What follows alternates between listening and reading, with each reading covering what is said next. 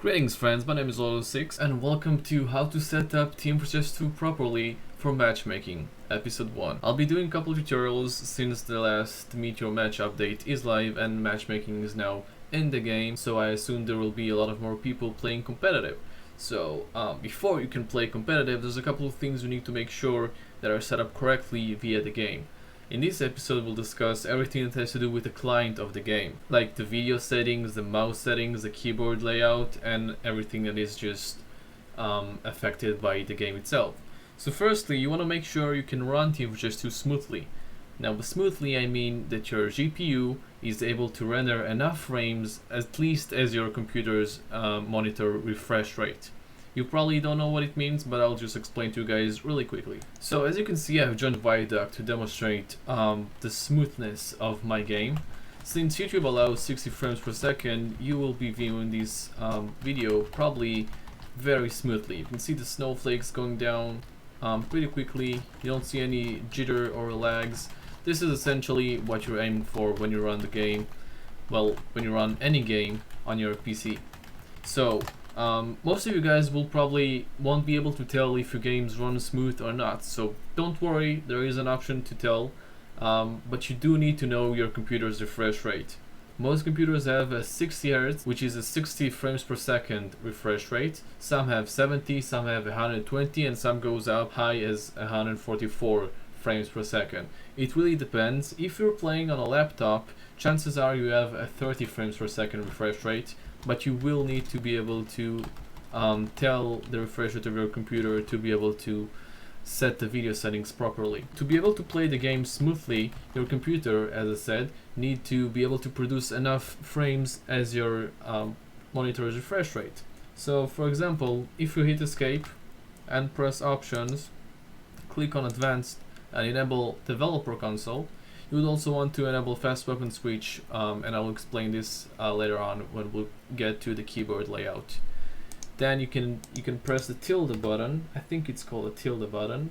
Just press it. It's next to the 1 button, next to the escape button, near the F1 zone in there, and then the console will open. Now once you're in the console, type CL show FPS 2 or 1, it doesn't really matter. Then you'll be able to see that at the top right of the screen it says 70 FPS. So you can see it says 70 FPS. It's green first of all, which already means it's good, and it has 14.3 milliseconds, which is rather good.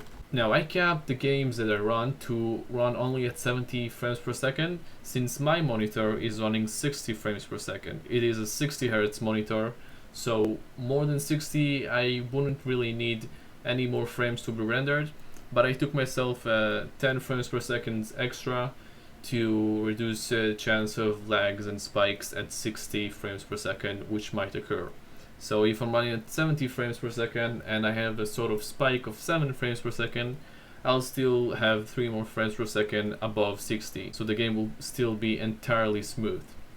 Okay, so now once you know your computer's refresh rate, you can use programs like MSI Afterburner to cap the frame rate render of your GPU to whatever you need it to be. If you have a 144 Hz monitor, I'd recommend you to cap it to 150. But obviously you wouldn't want to get a 144 Hz monitor on a crappy old PC that can't really reach to this high demand. So getting a lower refresh rate monitor will usually help you achieve more smoothness in the game. So if you can't really reach the 70 FPS or the 150 FPS or whatever, and it sometimes drops down to, I don't know, 20 or 30, or it says that, or you can see that it's actually yellow or red, this means your GPU isn't rendering enough frames to be able to show the video output smoothly. So in this case you can lower and downgrade your video settings by pressing escape again, and in the option in here is go to options and then in video. The resolution is like the last choice you have. Besides that, you go to the advanced and you can put everything on low. It will look rather crappy. Just put simple reflections low. So this is essentially a performance sort of settings for the game. Running this will usually increase your FPS at least by 20 or 30%. so you'll be able to hit the required frames per second that your monitor requires. Now, I obviously don't need it. I can run 70 FPS smooth, so I wouldn't need it. If the advanced settings on rather low settings won't get you to the actual amount of FPS you require, you can also lower the resolution of the video output and just make sure it's in the same aspect ratio, and then it will look even more crappy and things will look a bit like overscaled, like the HUD or the menu, but you'll get used to it eventually. Now your game should be able to run smooth. You can like walk around, have fun. You don't really need to worry about lags or anything that will hurt your viewing experience of the game output. Now all you need to do is head to the audio. You can set it up quite quickly. The only thing that really matters in here is the game volume. You want to set your game volume to be just in the right amount that you can hear spies getting declocked, but you won't get really startled from any noise that you can hear in the game. So I've put it to a rather low volume, which seems to suit me. I don't know, it sounds pretty good. I can hear spies declocking and it's not like too high, so I won't get alerted by every single thing. So I'm still being focused and still hear spies around me and my surroundings quite well. Besides the audio, the mouse is one of the most things that affect your gameplay the most in FPSs, and obviously in Team Fortress 2 as well. Usually we'd like your raw input to be checked unless you have no mouse acceleration in your operating system enabled. If you run Windows, chances are it is enabled and you have to disable it from Windows itself, from the mouse settings. But if you like using mouse acceleration on Windows, then just enable raw input and you should be good to go. If reverse mouse is your thing, you can do that as well. I think it's just very confusing, so I'm not using it. But you would want to use a rather high mouse sensitivity. Even if it's not your comfort zone, trust me, you better use high sensitivity and get used to it than low sensitivity and have more kills at a time with it. Essentially because having higher sensitivity will take you less time to be able to click on your opponents to shoot them. So if I had low sensitivity, it will take me more time to, for example, look at this lamp, then a higher sensitivity will get me to there.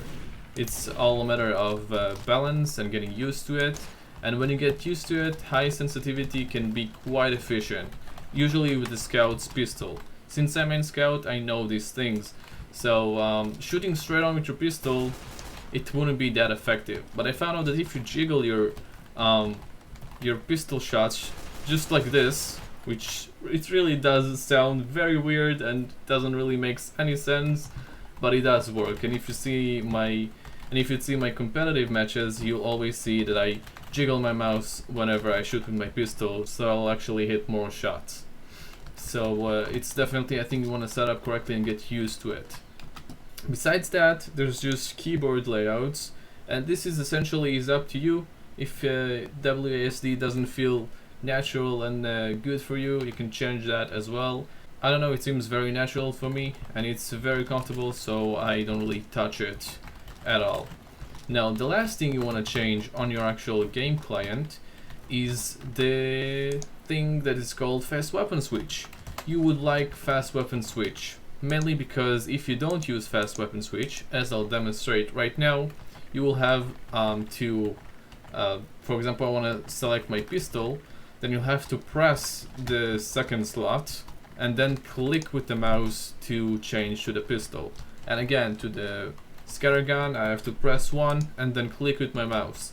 This delay can really change whether you kill your opponent or die while fighting them. So you'll definitely want to have fast weapon switch, and then it saves this entire process. You just press 2 and you're on the second slot, and then 1 again and you switch quickly. You can also use Q to switch to your last weapon.